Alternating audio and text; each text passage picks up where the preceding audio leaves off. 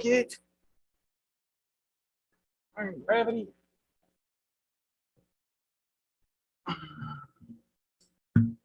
Oh, gee, thanks.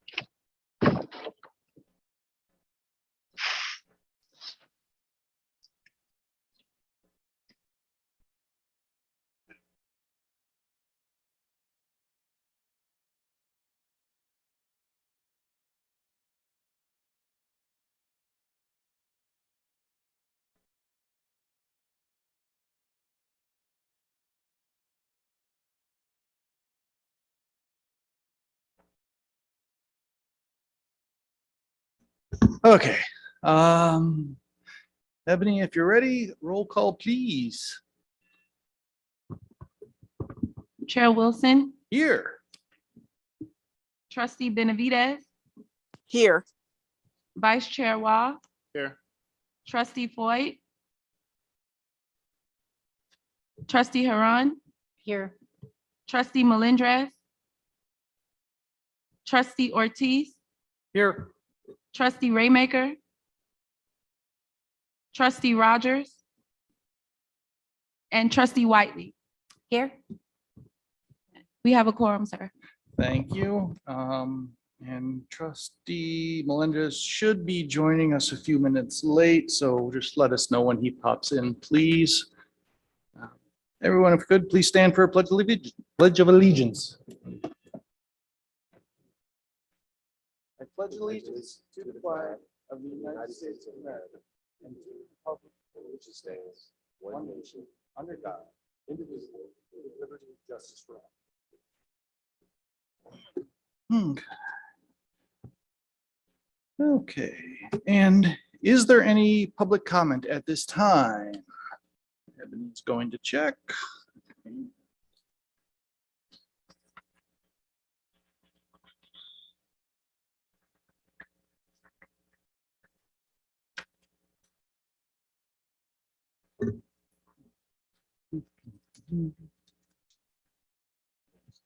None. Okay, no public comment. Okay, then on that note, have everybody had a chance to look over the agenda? Move to approve. Okay, all in favor? Aye. Aye. Agenda is adopted. And agenda item 4, approval of the minutes. Does anybody have any corrections, comments on the minutes? Move to approve. Second. All in favor? Aye. Opposed? Been in 1 minute, accepted. And chair's report, the only thing that I have is if everybody's had a chance to look at the 2023 board meeting schedule. Any conflicts, any suggestions, any problems with the dates that we have for anyone here? I know outside of a couple that fall on hockey night. Okay, well, then on that note, we will assume that those are the dates for 2023, and I have nothing else to cover in chair's report today, so we'll go on to library reports. Do any trustees have any reports they would like to call forward, discuss before I accept the reports? Just a minute. Trustee Ortiz. Recording in progress.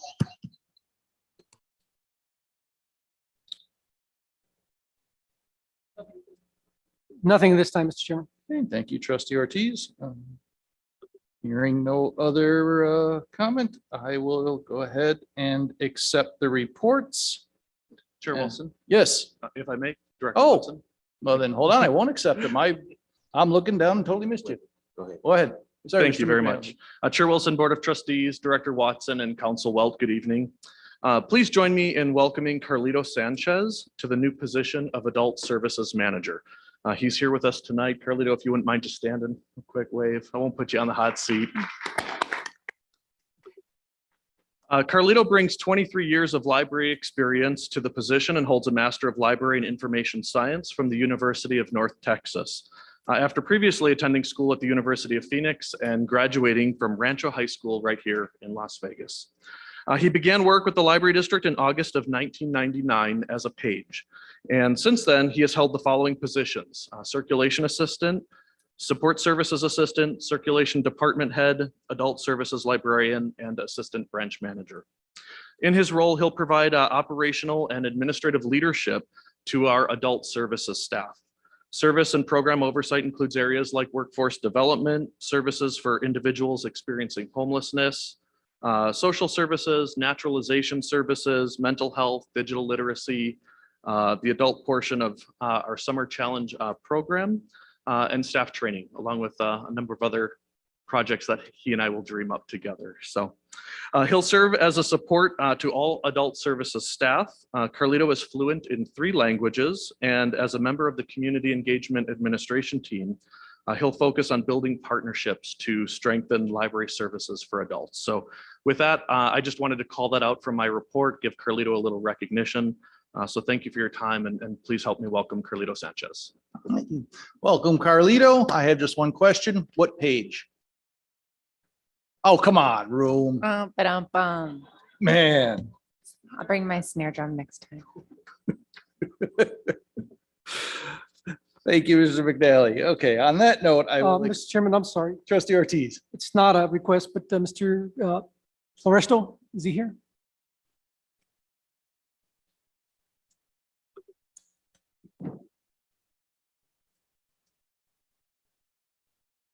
Doris Tobias, CFO for the record. Thank you very much. Back in May, I had requested in the meeting to get a copy of the final budget report that's sent to the Yes, Legislative Bureau. Has that been completed? the official state budget has been submitted to the state of Nevada. The adopted budget book that you might be referring to that includes other materials such as performance measures from the district is still in progress. Okay, and when will that be completed? We're on track to get that completed by mid-October. Okay, as long as I get a copy. Thank you. Will do. A written copy. Okay, will Thank- do. thank you, Thank sir. you, Trustee Ortiz. Thank you, Mr. Chair. Okay. Any other reports, comments? Life one. Trustee Whiteley. Betsy and the BAM team, it looked to me like you guys got a lot of earned media coverage over the last couple months on really exciting things. So I just wanted to call out that extra effort. Looks really good. Thank you for that. Anyone else? Sandra, Yes, Trustee Raymaker. I just wanted to comment on our CEO. I mean, he has done so many awesome things in such a short time. And I just want to thank him for all the hard work he's doing for us. Thank you, Trustee Raymaker. Oh, I'm sorry. I have one other question for either Kelvin or for Betsy. The license plate, how did that go? I got it, I guess. Trustee Wiley, I presented to a committee for the DMV on Friday. We got some good feedback from the presentation, and it looks positive that they'll be making some decisions soon. So that was last Friday, this past Friday, actually. Presentation went well, we got good feedback. Actually, one of the committee members commented how much she loved her library. And so that was some of the feedback. And we had several team members from the development department as well as BAM on the call as well. It's awesome. It looks really good. I'm excited about that initiative. Thank you. And any other comments, questions on reports? Okay. Seeing none, I will accept the reports for real this time. Item 7, unfinished business. We have none. We will move along to new business. First up, discussion and possible board action to revise the current naming policy for the Las Vegas Clark County Library District. Thank you. Joanne Pravetti, Director of Development for the record. Good evening, Chair Wilson, Vice Chair Wah, Trustees and Executive Director Watson. I am before you today to discuss the possibility of changing the current naming policy that we have at the Library District. The current policy was implemented in 1992, and I'd like to share my presentation with you to go over the research that I did with Executive Director Watson and put this presentation together for you for your consideration. One of the most important tools that a development director has is to have the opportunity to present naming opportunities to donors. So let me go through our presentation. So you see here that the current policy, I highlighted the important part of the policy here in yellow. When prospective donors are willing to enter into an agreement to contribute at least 51% of the actual or projected cost of the specific project of interest is when we can currently offer a naming opportunity to a prospective donor. This policy, as you can see, we only have a few namings at the library. We have the Elizabeth Block Theater at Clark County, and we have the Best Buy Teen Tech Center at Clark County as well. But we have all of these other programs and all of these other building spaces that currently don't have any namings. And the main reason could possibly be the 51%. Because in general, when it comes to fundraising, donors don't pay 51% of the cost of construction unless they are seeking to construct a building. And there are some donors that come on board. If you look at the UCLA, David Geffen, he gave them $200 million, but part of that was to construct that medical school building. So that was how the gift was. But if you look in general at how other libraries are and how naming is in philanthropy overall, It's different than our current policy with the 51%. So if you look at the Columbus Metropolitan Library, which I have up, so the naming opportunities there vary by branch. You know, donors are encouraged to consider undesignated gifts. So what that means is that a donor can get a naming opportunity and give unrestricted funds to the library that can be used for programs or various other projects at the library. And if you go to the last highlighted paragraph I have here, they have that gifts greater than 500,000 may qualify for naming or renaming library facilities or subunits of the facilities. So if you look, they're not tying that $500,000 to any construction cost or any programming cost. So I wanted to share what they're doing with you there at the Columbus Metropolitan Library. The next one I have here for you, which is on the screen, is the Anne Arundel County Public Library. And if you look at what I've highlighted here, it says the county may approve or disapprove any naming rights agreement or signage for any reason. And that's really what our standard policy here is as well. So if I were to come before the board and the executive director and say that I have the Doe family, Mr. and Mrs. Doe would like a naming opportunity, I would then present to you a background on the family, what their community outreach has been for your consideration. I am not here to approve them. I'm here to present them to the board, and it's always at your discretion if we move forward with the naming, which is really in line what they do here at the Anne Arundel County Public Library. At the Johnson County Public Library, theirs is a little bit more basic, but I just thought it was important to include because they have contribution levels and naming recognition opportunities that are based on the library need. So if there is a need to expand programming, there is an opportunity to offer that naming right to Mr. and Mrs. Doe to name the John and Mary Doe tutoring program or the John and Mary Doe STEM program if there's a need for that program. And I thought it was important that where it says naming recognition here, which is the third highlight, that the name of the donor or honoree will be recognized, you know, in the following language, depending on where the naming is. So this was for a nature trail. But I wanted to put that out there for you because how this naming policy can grow is that if we can do anything from bricks outside to the naming of the building and everything in between, once we align the policy so that we have the opportunity to present to donors. So when you look at the Nevada system of higher education, they are really the master of the state when it comes to naming opportunities. And I thought it was important that I shared their policy with you because most of the buildings at the NSHE, at UNLV, the UNR, and all of the other state institutions of higher education are named. Many of the buildings are named, many of the rooms are named, and they were named by donors who support the programs, whether it's attorneys with the law building or authors in the, you know, the arts building, philanthropists when it comes to dance and music. They really, Nevada system of higher education does it right. So I wanted to go over what their policy is and how it is approved there. So names for a room, part of a building, or public space on campus are subject to approval by the president of the institution with written notification to the chancellor. So in this instance, it would be Executive Director Watson submitting it to Chair Wilson and the board when we have a naming opportunity that comes along.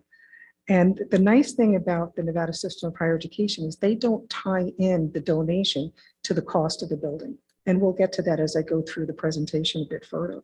So when they look at donors, when it comes to naming, they're looking at what their years of service is in public education. And that's important as a higher education institution for them to align donors.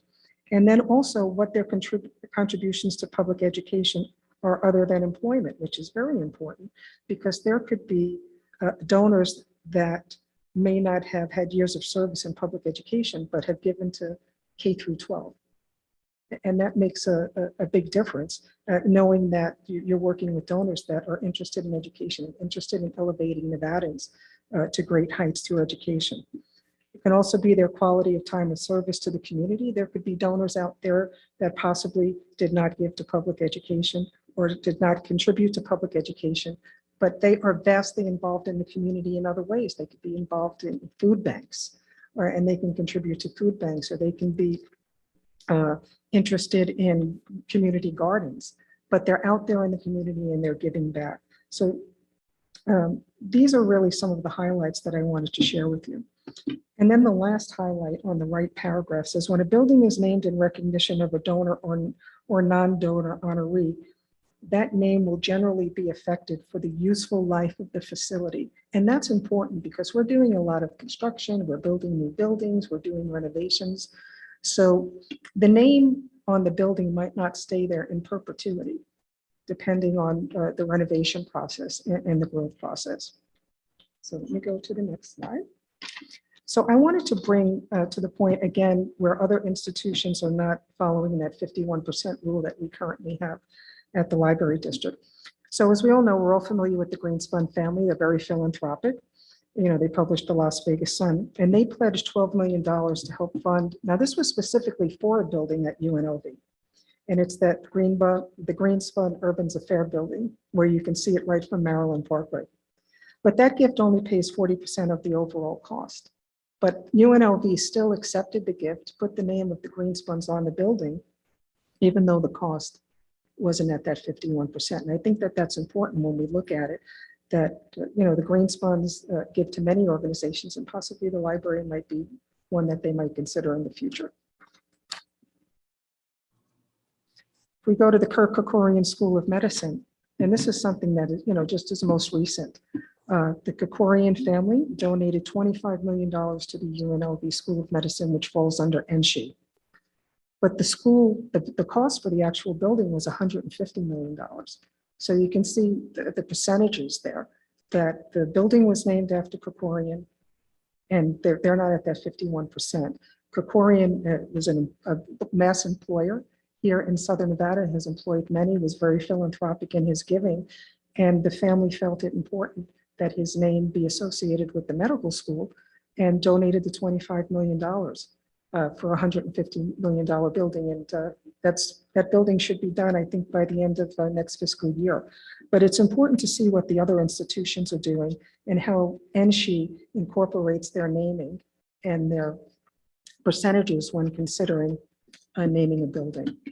And I'm going to shift to a new project that's going on in the community. So Las Vegas Metropolitan Police Department is building a reality-based training center.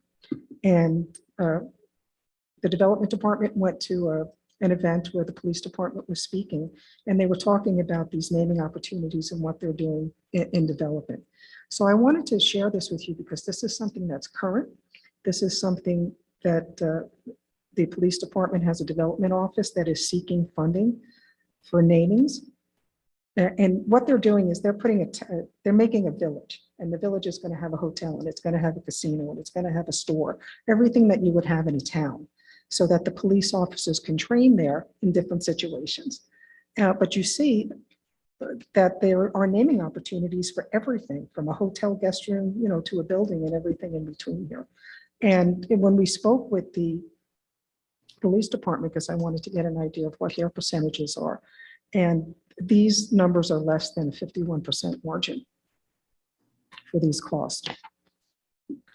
So what I have done, and met with Executive Director Watson before this meeting, is I broke down what we currently have in the library district. You know, we have the art galleries, we have the bookstores, and we have buildings large and small, computer lab, we have conference rooms at various locations, have homework help centers, multi-purpose rooms, we have a playground, you know, we have a plaza, podcast room, we have various rooms, and we only have one name or two names on the room, which is the Best Buy Teen Tech Center and the Blau Center at Clark County. And these are just estimates. None of these numbers are set in stone, but it's just to give you an idea of what the value of a name can be on these buildings and on these areas. And I have met with, I'm out meeting with donors 3 to 5 times a week. I do have a donor that I've met with that is considering possibly putting a name on the building. I did not get into the discussion of what our percentages are now. You know, it was just a pleasant conversation, and we'll see where it goes. But there's a good possibility that there's a family that's interested in putting their name on one of the libraries with the proper approval channels.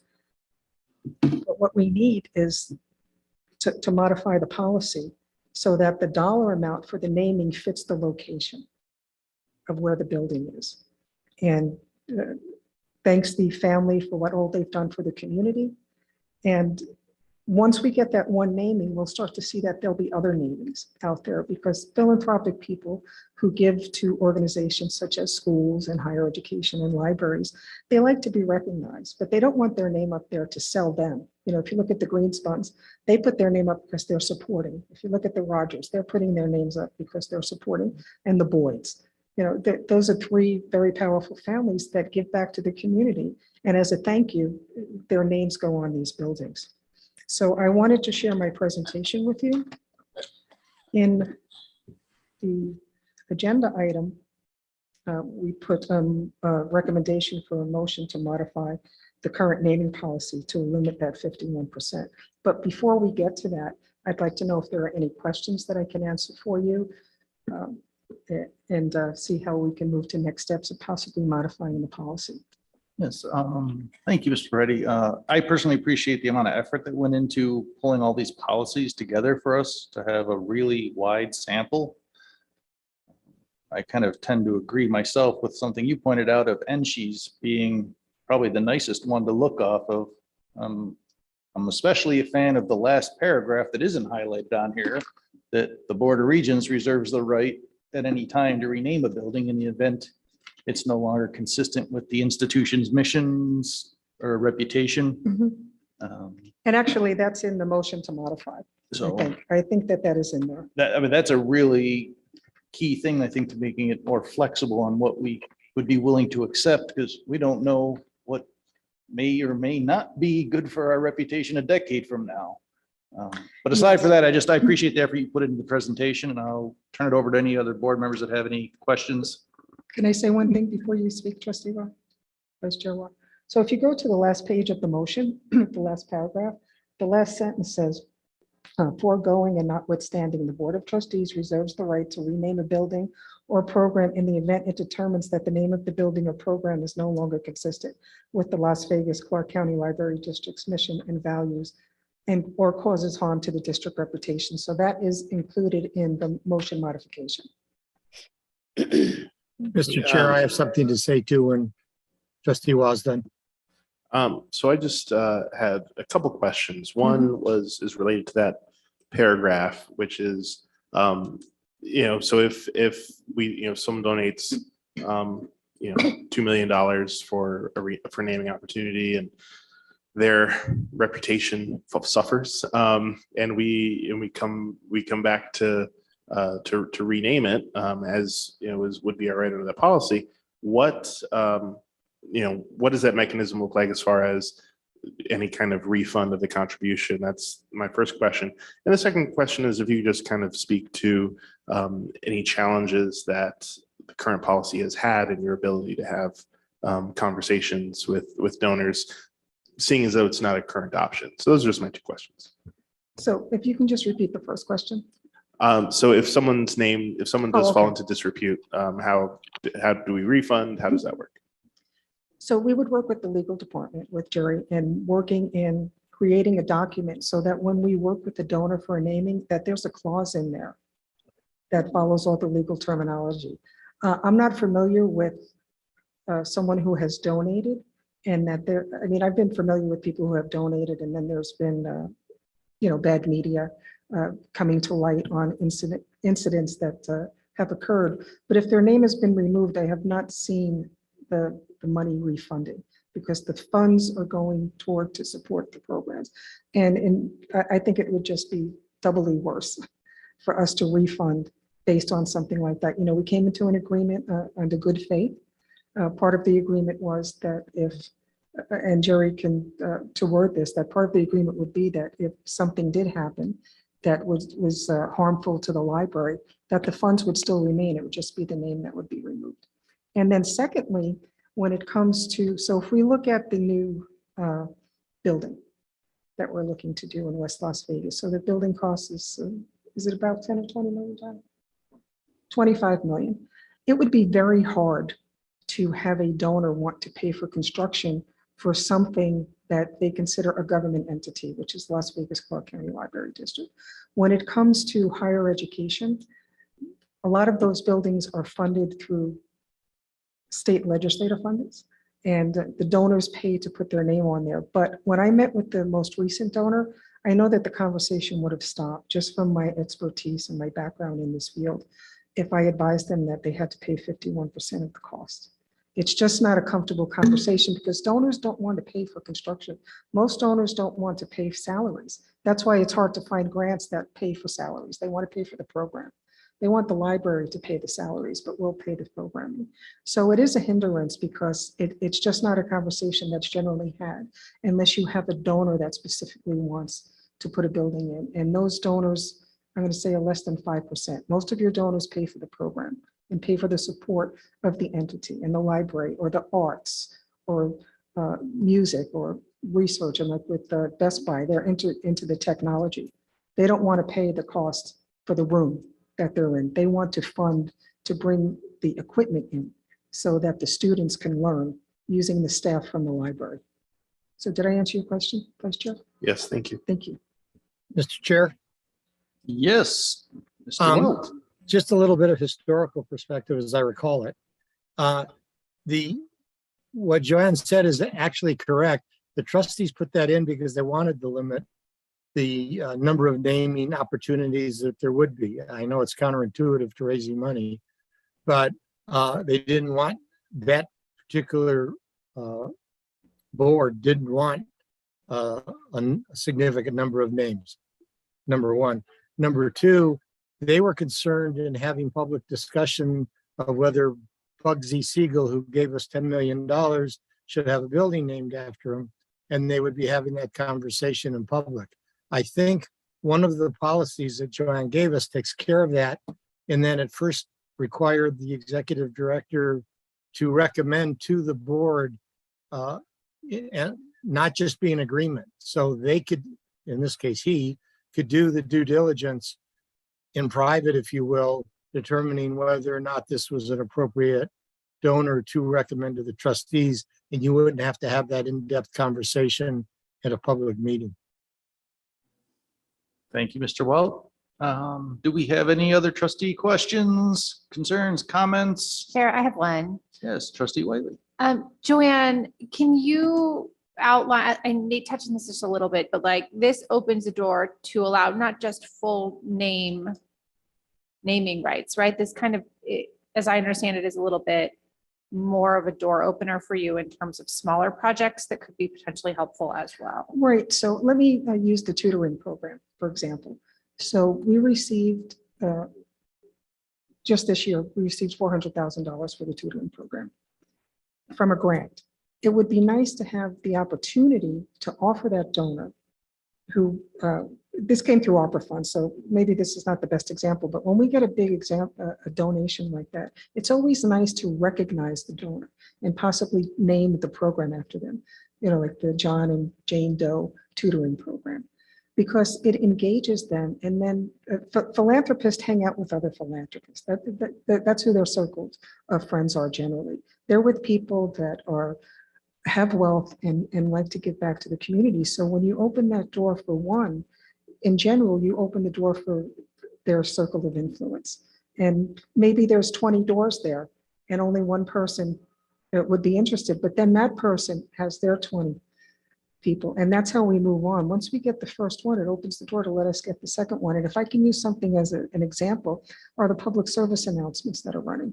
So Cox is on our foundation board, and they provided the library district with the opportunity to run public service announcements on Cox. When we had a meeting with one of the sports teams here in town about a partnership, when we told them that Cox was running these PSAs, they said, send them over, we want to run them in the stadium. So now they're being run in the stadium.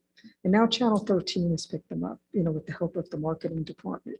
So once you get that door, then everyone kind of looks around and says, well, if Cox is doing it, maybe we should be doing it. You have Cox and the team, and if they're doing it, maybe someone else can do it. But we just have to get to that first person. And when we get to that first person, then we can get to the second person and the third person. Because you see, the number of meetings that we're having, it has just really opened the doors for us. Executive Director Watson comes with me on a lot of these meetings, and we are meeting with the right people to open the doors to get significant funding. So I know when I came here for the first meeting, I was excited to tell you about, all the things that we would be doing. So now we're 6 months in, we're raising funds, we're bringing the grant funds in, we're meeting with the community leaders. And to have this policy modified is just really the most significant tool that the development department can have. And we will not use it lightly. We will be very specific and have strategic meetings with the Executive Director Watson, to do the research and get his thoughts so that he can present it to the trustees. But to have the opportunity to do this and be more in line with what NSHE does, really the biggest naming institution we have in the state, I think will take us to the next level. And this is really a 30-year-old policy, which, as Jerry said, that's what the board wanted at the time. And I respect that that's what they want. But if you look at how Vegas has grown, you have Allegiant State, everything has a name, besides, the casinos on the strip. And they've paid hundreds of millions for those names. And those names are not lifetime. Maybe it's a 5 or 10-year deal, and then it'll be another naming. But we're in a position to really raise the awareness with the philanthropists, thank them for all they do in the community, raise funds for the library to grow the programs, and just grow overall. Mr. Chairman, Trustee Ortiz. Joanne, first of all, Yes, thank Trustee. you for the presentation. It was very good, and I am in full support. Except that I'd like to table this for 30 days because I still have just some minor things that really need to be put in writing. And so that would be a motion right now, and I don't know if there'll be a second, but the reason is this. One, as much as I trust the director and you, we have to have another board member involved in the discussions. That makes sure there's a transparency issue, it eliminates the liability. And so I don't want us removed from that discussion, and it can be the board chair, okay? Secondly, I'm still confused whether if I give you $500,000 in equipment, is that equal to me giving you I'm not looking for answers right now. Is there something that we would need you would need to discern and bring back? If I give you $500,000 in equipment, is that the same as giving you $500,000 to get a building named after you? So does that qualify that company to get naming rights? And because I want to have clarity, right? Because sometimes, like you said, they don't want to get involved in a minutia. Here's the money. We want to help you put equipment, so on. Does that automatically qualify them as a donor at a $500,000 level or more? Again, I'm not looking for answers right now. Right. But I can answer part of that if you Well, allow no, me I to. wanted it right. Oh, you want it in writing? Writing, Okay. yes. I'd be I happy would to like it do in that. writing. Thank you. The next thing is that, Jerry, and you can help me with this, the mechanism for this, under Nevada revised statute, the money would come to the foundation. And that's all that would happen, right? They would not have any say as to the naming rights. Is that correct? We'd have to research that, and I was just going to say, we'll have to bring Lori Thompson in. This is really a very specialized area of the law.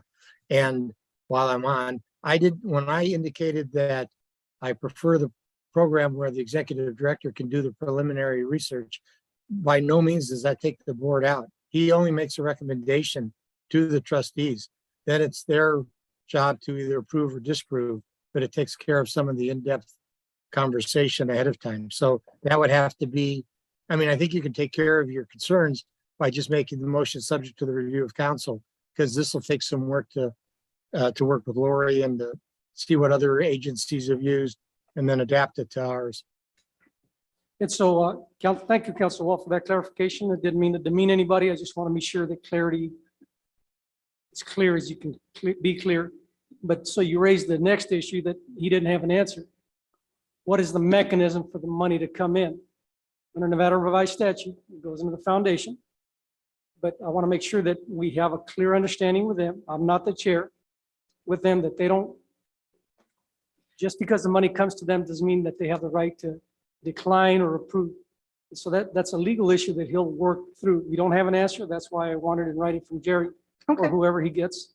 And so how's that going to work out? The next thing is that, of course, the trade out, right? The trade out is do we want to do that? I love naming. I don't care if it's the entryway, the hallway, people want to see their name memorialized forever and ever, and that they deserve it for a lot of reasons. And so I want to have that clear. The other thing is that the time frame to implement this is that if the board passes it, is it immediate? Is it in 30 days? And I don't think we're there yet till we get Jerry's answer. So that would be another thing. The policy would be effective immediately. And then, because we're all going to leave off this board, the director's probably going to go on to something bigger and better in 10 years, 20 years. So we want to make sure that policy is there. And then lastly, there is a cost factor in renaming buildings. The Department of Planning, the U.S. Postal Service, there is a cost factor. So Mr. Vino, I hate to drag you in there, but if you can maybe help Joanne figure out, we're at the West Las Vegas Library and the U.S. Postal Service says, whatever the address is, West Las Vegas Library. If you rename the building, I know this because I work in the city, you then have to submit an application to the Postal Service. And that's going to cost a lot of money, okay? And then you have to notify all the residents that this is occurring. That's another 50, 100,000. So there's an expense to that. So I want to make sure we walk this through so that we're all clear. So when we get the bill, hey, pay the bill. I don't have a problem. We all agree to it. And so that's one tweak that if you can find that out, and it might have changed, but I seriously doubt it. But having said that, I love the opportunity to change this policy today if I could. I'm just not quite there yet. So having said that, I will support it if I get those answers resolved. So there's clarity as we go forward, but I love the idea. I'm in support of the idea. Well, thank you. Mr. Trustee Ortiz, you Yes. can approve the concept and subject to no policy is going to go into effect unless you see the final written policy and approve that. But in order for us to start working on it. Well, with all respect, Jerry, if I can cut you off, unless there's somebody right now at the door willing to give us $500,000, I'll approve it right now. If not, it can wait 30 days. Is there somebody out there waiting to give us $500,000? There could be somebody out there. There's not. So Ms. Parvetti, Yes, the NG policy that you put in the packet, is that their entire naming policy or is that just one? I see it was page 6 of whatever booklet it was snipped out of. I just didn't know if that booklet was a whole bunch of collection of policies or if they had a multiple page naming policy. this was the policy. This is our page 6. Okay, so that was their entire policy of NG. Yes, this was Okay. what I was able to pull I just say that- regarding the policy. So people with a lot bigger budgets than us have figured this out already, and you seem to have mirrored pretty closely what their policy is and what you're recommending. Mhm. Mr. But then Chair, if I can. one go ahead, more second, trustee. Mr. Chair, absolutely. The difference with us though is that we are the best, you are the best of what we do. And they want to be attached to the Las Vegas, Clark County Library Districts. And that's the value. That is the value. So I want to make sure we do it correctly. I was almost there until those 2 questions popped in my head. I will support it no matter what comes back. I will support it, but I just need those questions answered. And- I'm not sure that we're ready tonight. I don't see anything in here What- that stops us from coming to the board before any naming agreement can be accepted anyway. Yeah, I'm not sure I'm following the 2 concerns. Yeah. Once we take care of subject to council's approval. When the money comes in, I give you $1 million to get my name. So you're concerned about the money trail through the foundation. You want that. Does the foundation, when they take the money, they might have an issue with that person. Can they say, no, we're not going to take the money? No, yes, we'll handle the money, but we want this. I want to make sure there's clarity and Yeah. agreement there. Nobody's spoken to them. I Jerry, thought correct that's me- what Jerry said he was going to work on. I'm sorry, what's that? Is that what Jerry said he was going to? Sure, they can work on it, Work but on. it's not here right now. That's why I don't feel comfortable with it. But you guys can vote on it. You can vote on it. I won't vote on it today. Jerry, I won't stop you guys from calling it for a vote. Yeah. Jerry. Yep. Hypothetical question on this. Somebody donates money, the foundation is difficult. Doesn't this board have the authority to just create a separate foundation to handle that one donation, the same way we did with like the Qualib C for East Las Vegas? In effect, yes, but I'm more I know it's a concerned pain in as the to- butt, but theoretically that if we have an issue with the foundation for some reason, we just create some other entity like we did for East Vegas to accept the money. Sure, well, not like East Las Vegas, but yes, we can create another foundation like the foundation we have. But the question that Felipe raises is, do we have to go through the foundation? Just because the statute authorized the foundation does not necessarily mean there can't be a direct donation to the district. And that's what I have to check. And we've had that before, substantial donations directly to the district.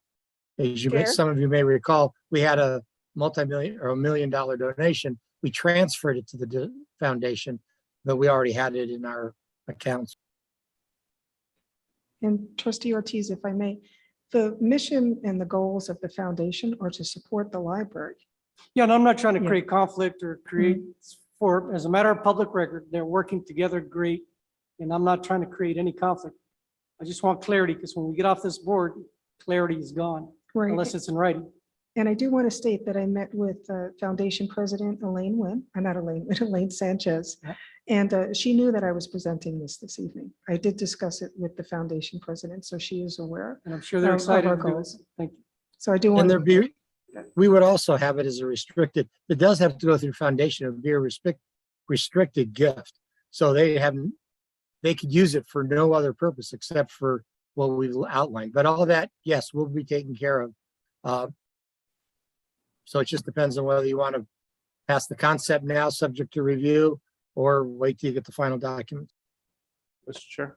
What's the, wait, what, Felipe said he had two concerns. So what was the second? I'm sorry, I just can't. Sure, it's not clear. Thank you very much for the clarification question. It's not clear if I buy 500,000 in equipment, do I have the same rights to get a name, even though I didn't ask for it, or even if I asked for it? There's cash and trade out, I think is the term, right? Right, so if we look at the end sheet policy, which is on page 6. But it's not in our policy. That's what I'm looking Well, for. it looks like it is. Yep. Substantial or significant donate, like, it looks like it all falls into that to me. I Well, guess that's why I was, I guess what I'm looking for is donation or cash or other item. So we need the clarity. That's all. That's all I'm looking for. I'm not trying to belabor the point. yeah, no, I think part of what I like about this is it gives us an opportunity to acknowledge someone, even if there isn't, and I know this isn't what you want to hear, Joanne. But even if there it is. isn't a significant dollar amount, you know, suppose we wanted to honor someone who was, you know, an avid library user with the recognition of a corner being named after that person, and because it was a goodwill or a community building gesture or whatever it may be. So I sort of like it a little bit more vague for my purposes. What I like the most about this, just to put it out there, isn't necessarily the big, huge name attached to an actual library, because I'm not sure how I feel about that, to be honest. It's great in a lot of ways, but also a library is a library, should be for everyone. And I don't know, I'm of a lot of minds of that. But what I do like about it is the opportunity to do, I would say, the mid-level and even the smaller level, to really use this as an opportunity to have community members feel that they have skin in the game and that they're part of something. I love bricks. I love that kind of stuff. And so that's why I like it a little bit more vague for what it's worth. I know I look at it and I just see that it all has to come back to the board, no matter what it is and what the donation is anyways. And I don't need to micromanage the board 10 years from now. I think they can make up their own mind when they're presented with some naming opportunity as to whether or not they think that's a good thing. And the only thing we're deciding right now is what Joanne can go out and try and raise for us to see whether or not we want to sign off on it when she brings us a nice big fat gold check. Yeah, Chair. And I think it's also important to recognize that Joanne said she's been here 6 months and this is the #1 tool you wish you had. I mean, for me, I'm in support of it the way it is, but as it stands now, we have a motion from Trustee Ortiz to table this for 30 days. Mr. Chair, I'll withdraw my motion. You guys could go ahead and make the motion. Mr. Chair. Yes. I move to modify the current naming policy to eliminate 51% of the actual or projected cost of a specific project or project of interest, including costs for land, project design, construction, necessary equipment, and/or collections, as determined by the library executive staff and project design consultants, using metrics such as fair market value, property appraisals, construction or renovation costs per square foot, furniture, fixture, and equipment quotes, collection cost estimates, signage cost estimates, ongoing maintenance costs, and/or project design and/or cost estimates requirement, and change the policy to naming of a room, part of a building, library program, or a public space within any of the LVCCLD library locations to be subject to approval by the executive director and board of trustees. The naming of a room, part of a building, library program, or public space within any LVCCLD location shall be considered in accordance with the following principles. If it is to be named after a person or persons, the following are to be part of the consideration process. A, quality and time of service to the state or local community. B, years of residency in the state or community. C, substantial or significant donations to libraries, nonprofits, or education institutions without a goal of personal gain. The time period for naming recognition for a donor or in honor of a non-donor will be ineffective for the life of the facility and or programs.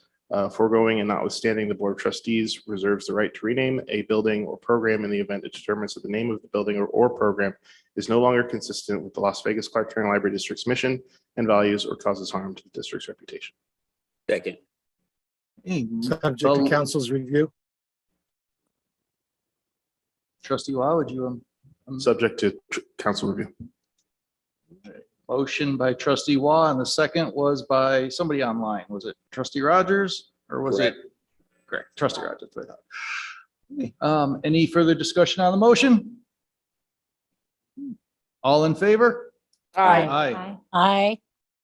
Any opposed? Felipe Ortiz opposed. Motion carries. Thank you very much. And next up, review of staff compensation, direct compensation survey results. Good evening. For the record, Jeffrey Serpico, Director of Human Resources, Chair Wilson, Executive Director Watson, trustees. With us this evening on the WebEx, we have Georg Kramer and Mike Harari, again, from Coffin Associates. And they're going to present an overview, review of the staff compensation survey, which is the final part of phase 2 of the comprehensive compensation analysis that we performed over the last 12 months. Mike, are you? Yes, are you ready? I'm here. Can you hear me? I can hear you. Excellent. Thanks, Jeff. Good evening, Board of Trustees and district staff. It's an honor to be able to present to you this evening the results of our compensation study for the non-executive positions there at the library district. I'm not sure who's operating the slideshow, but if you can advance to the next slide, that would be, oh, it's you. Okay, great. So at the board may recall several months ago, I think it was back in April, we did present a similar set of findings for the executive positions in terms of compensation and compensation recommendations to the board, which were adopted back in April, I believe. So this is our presentation regarding staff, non-executives. We've collected data back last October through December of 2021 for 11 different agencies. We'll pop that up in just a second as to which agencies we were collecting salaries and benefits information from. We reported the top step of the salaries for the library district's position compared to the top step salaries for these other agencies in and around Nevada and several other states, really. We also collected and reported data relative to certain fringe benefits that are cost to the district and the other employers that were part of the survey. Those benefits included things like retirement contributions made by the employer and medical, dental, and vision insurance contributions also made on the part of the employer. And we created a total compensation calculation, which was the salary and the benefits that are noted here. So we were looking really at salary and total compensation as it relates to the district's ability to be competitive in what we call its labor market or the marketplace. Again, as a reminder, the board did adopt the executive salary ranges in April. At this point, what we're presenting to you is mostly for information only. I don't believe staff is is requesting the board to adopt anything. However, the idea behind this is really to have data in hand when when district staff does go to the collective bargaining process sometime next year, early 2023. And I know you have your own labor negotiator and that labor negotiations process. Hopefully this data will be utilized and it'll be productive in terms of meeting with the employees that are represented next year. So the next slide, please. Just a quick reminder, we did survey public libraries, including those at the city of Vegas, Phoenix, Clark County, Cuyahoga in Ohio, Denver Public Library, King County, up in Seattle, Washington, LA County, Maricopa County, Orange County, again, California, San Francisco, and in Seattle. So we looked at all these 11 agencies. We tried to make comparisons or job matches to the best of our ability, matching the district's positions against similar like positions at these other library districts and coming up with our findings. We did do some adjustments based on cost of labor. Obviously, there's a lot of variability in terms of cost of labor when it comes to looking at other regions outside of the Vegas area. Next slide, please. So here are the preliminary results. So we looked at the total compensation of 55 staff positions. Those were 55 positions that were surveyed as benchmarks. Those are benchmarks, meaning those are the positions that we study. We typically don't study every single position within a government agency. We survey what are considered benchmark positions. Those would be the positions that we feel would be we would have luck in terms of finding job matches in other library districts. So about 50% of your overall staff classifications were surveyed. We did look at a couple of different survey metrics, if you will. We looked at the market median, again, median being the middle of a group of data points. And we found that of the 55 positions, there were 10 benchmark positions that were paid below the median, and 35 that were above median, which is good. Overall staff positions were an average of 9.4% above the median. Okay, and so the next metric we looked at, which is on the next slide, happens to be the metric of median plus 10%, or you may refer to that as 60%, the 60th percentile of the labor market, right? Median is the 50th plus 10. So median plus 10, and the median plus 10 was the metric that the board approved for the executive folks back in April of this year. And so we thought that maybe a metric that the district board may want to consider in terms of bargaining with the district represented employees next year. So anyway, the 10% above median. If this is the district's compensation philosophy, then what we're seeing here is that staff positions were still paid above median, but only 2% above the median plus 10, if you will. 21 positions were above median plus 10%. 31 positions were below that median plus 10. Jeff and I worked very closely in terms of looking at each position, whether or not it was surveyed, each district position, and determining what it might take to bring that position up to the median plus 10%. And the idea is we've created what are salary ranges that are recommended, not to be discussed this evening, but certainly something that that your labor negotiator might have in their pocket when they go to the bargaining table next year. But the bottom line is there are recommendations to bring the district staff positions up to that same metric, median plus 10% in the market, same metric that was used for the executive folks earlier this year. There are a bunch of positions, almost 60 positions that were not part of that survey or did not yield sufficient survey results. We actually slotted those positions in relation to other positions that were surveyed so that there are now recommendations in terms of salary ranges for all classifications, like again, whether or not they were part of a compensations survey, whether or not they were surveyed. They're still so staff has in its pocket a set of salary range recommendations that we worked on very closely.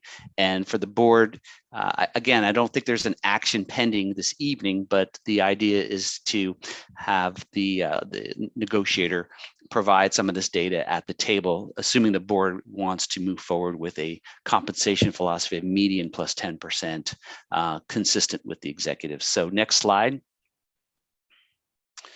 Again, the recommendation ultimately, and not coming from the consultant, but maybe coming from staff at some point, would be for the board to consider compensating all district positions at 10% above median based on the results of the survey. The 10% above median, once again, is the same metric applied to the executives earlier this year. The salary ranges that Jeff and I worked on could be something that the district, if the board chooses, that district management, the district's negotiator could present as part of that bargaining process during 2023, which is coming up around the corner. My understanding is the contracts expire next June, but I believe your folks may be at the bargaining table several months prior. And then, of course, any recommendations as a result of that bargaining process with labor groups would be subject to board approval and the bargaining unit's approval as well. So that's it on the total comp. Next slide. Excuse me. There were several other areas, specific areas in terms of the district's benefits provisions to staff that several board members have brought up either via the subcommittee, which we did present this to, or the full board, which I believe that may have been an issue last time we presented. There are two other recommendations for the board's consideration this evening outside of that salary ranges. Both of these have to do with paid time. One of them has to do with paid vacation for employees. The other one has to do with paid sick leave for employees. The idea behind both of these slides, both of these recommendations, is really to give the board and staff some ideas as it relates to minimizing its unfunded expense exposure for vacation and sick leave. Okay, so currently the district pays employees a certain number of hours of vacations where they can employee can cash out vacation. Currently, the employees can cash out a minimum of 8 hours up to a cap of 40 hours once a year, as long as they maintain a 200-hour balance. Okay, so the concept of cashing out vacation is not unique to public agencies. And cashing out vacation, there is a benefit to allowing employees to do so. Again, that benefit would be to reduce the district's unfunded liability, because if the employees accruing vacation today, the likelihood of them cashing it out at a future date at a higher rate is much higher than buying them down now. So right now, an employee can accumulate up to 320 hours of vacation. And again, allowing employees to convert vacation to cash before separation is one option the district has to help reduce its unfunded vacation. Again, the employer is responsible for paying 100% of that vacation balance when employee separates or retires or leaves the district for whatever reason. Employees earn vacation today at this current rate, but they generally receive cash out at a future date at a higher rate. So one thing that we've recommended or are recommending for the board to consider is to allow employees to cash out, instead of up to 40 hours, up to 80 hours of vacation each year. And also to allow or to consider reducing the balance an employee would need to maintain after cashing out vacation. Right now, they'd have to maintain 200 hours after cash out. We would suggest something like 120 hours. So again, what you're trying to do, what we would suggest that you consider is to incentivize your employees to cash out more vacation hours during the course of their tenure with the district, rather than saving too much of it up and having to cash it out at a higher rate in a bigger bucket down the road. Of course, this doesn't take away from the idea that employees should be taking time off as well, because the vacation is really supposed to be there for paid time off, rest and relaxation, not as a cashable benefit, but it is a cashable benefit by law.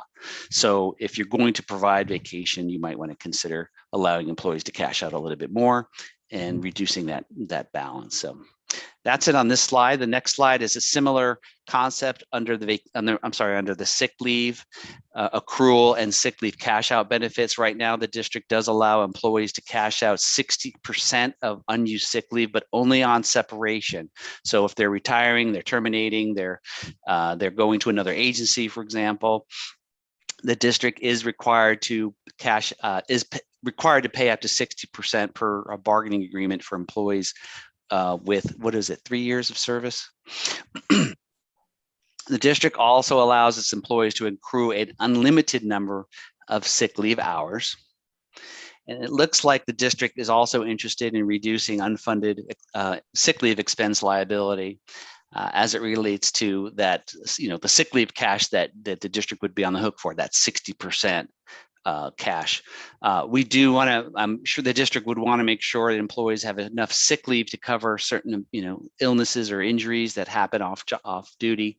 However, reducing the sick leave is another, concept that the board could certainly consider. What we are recommending at this point for the board's consideration, it would be to allow employees to cash out unused sick leave on an annual basis on a 2-for-1 basis, meaning for every 2 hours of sick leave that employee has on his or her account, the employee can cash out 2 hours in exchange for 1 hour of cash. This is also a common kind of industry standard practice with respect to mitigating that unfunded sick leave expense on a 2-for-1 basis. I've seen it in quite a few public agencies. And then, so the district would, if the district wants to consider providing employees with opportunity to cash out up to 80 hours of sick leave per year on a 2-for-1 basis, that means if I'm an employee, I'm turning over 80 hours of my sick leave, reducing my sick leave by 80 hours. In exchange, the district is providing me 40 hours of cash as taxable cash. Again, to just incentivize employees possibly to take that time off. We would recommend that the employees still would have a minimum number of hours on the books in the event of an injury or illness off duty. 180 hours would be our recommendation. That would give them approximately a month of paid time off in the event of illness or injury before disability insurance and other benefits kick in. So that's it. I mean, that's the totality of the presentation, but I'm happy to answer any questions or considering comments that the board may have or staff at this point. This is just a discussion only item. Thank you for the presentation. Are there any questions from any of the board? Mr. Chairman, it's not actually for the presenters, it's Mr. Tobias. Pardon me? I have a question for Mr. Oh, Tobias. I got you. I'm sorry. Didn't understand what you're asking. Sorry. First of all, for the presenters, thank you. Great presentation. I really like it. This is exactly what we were asking for. So thank you. As we move forward, this is just a presentation. What I would be looking for right now, the last budget submitted, our salaries are 64% of the overall budget. 21% are services, supplies, and 15% are for library materials. When you give us those confidential briefings, based on the union negotiations, I would like to see a model of what that means. Is it going up or is it going down? I know at the very end, it's going to help us go down because people have needs. They want to cash out in the holidays or 80 hours. If we negotiate that with a union, so I know it's going to help us, but I would like to see it in writing, a modeling of what that means for the overall budget. Is that clear as mud or? Very clear. We can prepare that analysis and present information to the board and the executive director.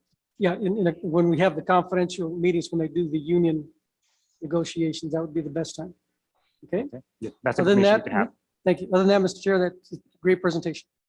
Thank you, Trustee Ortiz. Any other questions?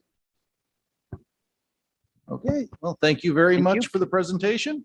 Thank you all very much. Thanks, Mike. That concludes our new business. We'll go on to announcements. Finance and Audit Committee meeting will be on September 20th at 3 p.m. via Zoom. The next board meeting in October will be held on Thursday, October 13th at Sahara West. I would just like to remind everyone that our partner VGK is having their home opener that night. So the meeting will be fast. I will be wearing a Golden Knights jersey. You'll be excused. The director won't be here. So hint, hint, everybody else leave your ties at home and wear your Golden Knights stuff. They're our partners. The November meeting will be on Thursday, November 10th at East Las Vegas, December 8th at the Summerlin Library. On that note, do we have any public comment? No, we don't. And for the record, I do want to say that Trustee Rogers and Trustee Melendez joined the meeting. Thank you for that, Ebony. Any other announcements from the board? Okay. This meeting is adjourned. Good night, everybody. Not everybody.